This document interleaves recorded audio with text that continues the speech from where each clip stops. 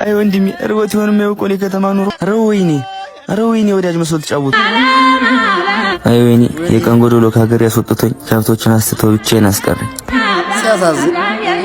ስማ ያየው ነው እና ለምን ድላችን አንሞክርም? እስታይል እንሂድ። ምን ልታደርግ ነው? ሰላም ነው? ከፍቷል እንዴ? ብቻህን ቁጭ አልክ? ምን ላድርግ? መሄጆ ቢጠፋኝ እማወራው ባጣ ነው ከዚህ ቁጭ አልኩ። ለምን ወደ ከተማ መጣ? ዘመር ጠፍቶብኝ ሰው ፍለጋ ነበር። ወየት ብዬት ላገኝ? የጠፋብህ ልጅ ምን አይነት ነው? ካየነው ምናልባት ጠይ ማጠር ያለ ቁምጣ ለባሽ። አሁን በዚህ ያለፈው እንደሆነ አዎ አሁን ስራ ፈልጌ ነበር ብሎ በዚህ አልፏል። አይ ወንድሜ እርቦት ይሆን የሚያውቀው ከተማ ኑሮ። አይ ወንድም አለ በሉ ሰዱኝ እንሂድ። ያበለያ ጋሬጣና ሾክ ካልፈተነህ ያሳፍርሃል። በቃ በሱ መታጠፍ ያለል ብዙ ጊዜ በዛ ይጠፋ። እሺ መጣው ጠብቁኝ። አሬው በዛ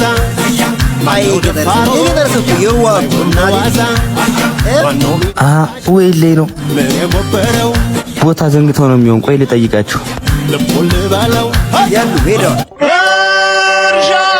ኧረ ወይኔ ወዳጅ መስሎ ተጫወቱብኝ። አሁን እሺ የት ነው የማገኛችሁ?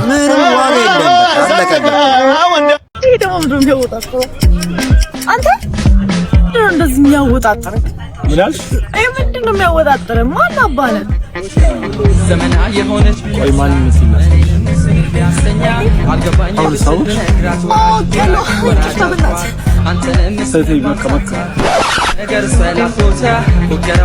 በጣም አመሰግናለሁ። እኔ ሊቀር እንዳልከ ሚስት ሊቀር እንዳምተል ተስፋ አደርጋለሁ። ማለት ቤት ትገባ ይገባል። እንዴት? ወይኔ ቀለበቴ እንኳን በጉራ ደረት ተረፍቶ አልቻለውም። ሳንገት እንደፍቶ በየ ኧረ በእናትሽ መልሽልኝ እንዳታስገድኝ። አያዎች እንደም ሁሉም አለቃ አለው። እውነት ነው እባክሽ መልሽልኝ። ቀይ ምን እንዳታደርግ ነው የትኛል ጨቅጭቃ ትገልኛለች። እባክሽ እንዳታስገድኝ። ሲጀመር ምን አባክ ልሰራው ለከው ትላለች። ኧረ ማትለኝ አይኖርም እባክሽ መልሽልኝ። አንተ ወንድ አይደለህ እንደ ፈለገ ብትልስ አጋጭ ታደብ አታስይዛት ወይ ማጋጨት አፈቅራታለሁ እኮ እንዴ እቃዋን ይዛ እናቷ ጋር ብትሄድብኝስ? ታዲያ ምን ተሻለክ? ኧረ ምን ተሻለ ትይኛለሽ? መልሽልኝ እንጂ። እኔ እንኳን አልመልስልም። ባይሆን ሌላ ገዝታ ግባ። ኧረ ትለዩዋለች እባክሽ። ምን እንደዚህ አይነት ቀለበት ለእናንተ ብቻ ነው የሚመረተው? እነካሽለቴ ይሄ ይጠፋሻል እንዴ? ሴት እኮ ናት። ልከኛ ሴቶች ነገረኞች ነን። ነገር አይጠፋንም። እንደው በፈጠረሽ ሮጭ አልደርስብሽም። መልሽልኝ። ኧረ አልመልስልህም እባክህ ድካሜስ። ኧረ እንደው በፈጠረሽ። እሺ በቃ ቴሌብር ላይ ዋጋውን አስገባልኝና መልስልሃለሁ። ኧረ በእናትሽ ግዴታ አደረግሽው እኮ። ከፈለክ ተወው። እሺ በቃ ንገሪኝ። 0934 99 ያው አስገብቼልሻለሁ። ስንት? 1000 ምን ለማይመሰልኩ እንደ ለፋውበት እንኳን የጠየኩት ምን ነው አነሰሽ? 2000 ጨምር። ኧረ ምንድነው? ከፈለክ ተወው። እሺ በቃ ያው ገብቶልሻል። ያው በቃ ይመችክ። እገልሻለሁ። እሺ ከደረስክብኝ ግደለኝ። ከሚሊዮን አንድ ወንድ ቢሆን ቁጭ ባለበት በተሰበረበት ሴት ልጅ መጣ ላይፉን አስተካክላል የምትሄደው።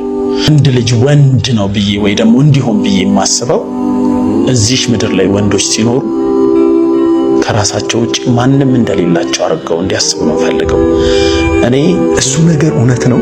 አዎ ከራሳቸው ውጭ ወንድ ለምሳሌ ለምን መሰለህ እዚህ ላይ በደንብ እንድታብራራልኝ ፈልጋለሁ። ለምሳሌ እናቱ አለች፣ አባቱ አለ፣ ወይ የምትወደው ልጅ ትኖራለች፣ እህት ወንድም ይኖረዋል እና ወንድ ብቻውን ነው ብለህ ስትል what do you mean by that? ወንድ ብቻውን ነው ስለ ይሄ ኖሬበትም ያሳለፉት ነገር ነው። ልጅ እያለሁ 17 ዓመቴ ምናምን ላይ እያለሁ ነው ተከራይቼ የወጣሁት። ልክ ስመረቅ ከዶርም ስወጣ ወዲያው እንትን ያልኩት ቤት ተከራይቼ ነው የኖርኩትና ቤት ተከራይቼ ስኖር እኔ እናቴ ውጭ ነበረች። የተሻለ ቦታ ላይ የተሻለ ፖዚሽን ላይ ያሉ ብዙ ሰዎች አይቻለሁ። ብዙ እንደ ዘመድ ምናምን ኖር ያውቃለሁ። ይሄ የቅንጦት ኢትዮጵያ ውስጥ ይሄ ሌክዠሪየስ ላይፍ የሚባለው ልጅ እያለሁ አይቻለሁ። የተወሰነውን ማለት ነው። ብዙ ሰው ይወደኛል፣ ብዙ ሰው ቤት ኖር ያለው ምናምን። ከዛ አንፃር የሆነ ሰው መጥቶ ህይወቴን ይቀይርልኛል ብዬ ነበር ማስበው እና በ17 ዓመቴ ራሴ ላስተዳድር ብዬ ምናምን ስራ ስቀጠር 1500 ብር ስራ ነው ያገኘሁት። ያኔ ሳገኝ 1500 ዝም ብሎ ለወራዊ መኖሪያ ነው የሚሆነው እንጂ እናቴ መጣ አንድ ቀን ትወስደኛለች ወይ የሆነ ሰው ይወስደኛል፣ የሆነ ዘመድ ብዙ ውጪ የሚኖሩ ዘመዶች ስላሉ ይወስደኛል ብዬ ነው ማስበው የነበረው። ሳምባዲ will raise በቃ ያ እንትን ደግሞ እለት ተዕለት ራሴን እያስተዳደርኩ ራሱ እስከ 20 ዓመቴ እስከ 21 ዓመቴ የሆነ ሰው መጥቶ ላይፍ ይቀይርልኛል። የምናባዊ ላይፍ አለ። የሆነ ሰው መጥቶ 1 ሚሊዮን ብር ይሰጣል። የሆነ ሰው እንደዚህ ይሄ የአዲስ አበባ ሀብታም ፊልም አይታል። ድንገት አውት ኦፍ ኖዌር የሆነ ሰው መጥቶ አባት ነኝ ምናምን ብሎ 50 ሚሊዮን ብር ፈርሞለት ምናምንና ወንድ ልጅ በምናቡ ይሄ ዝም ብሎ ምናባዊ የሆነ ነገር ላይፍ ሲኖር ራሱ ነው የሚያደክም። ከዛ ነው ወደ ራሴ ላይፍ ስገባ ለራሴ እኔ ብቻ ነኝ ያለሁት። እናቴ አይደለችም፣ አባቴ አይደለም፣ ወንድሞች አይደሉም፣ ሌላ ራንደም ሴት አይደለችም። ወንድ ወደዚህ ምድር ሲመጣ አግሬሲቭ የሆነ ላይፍ ነው ያለበት። ትጋፈጠዋለህ።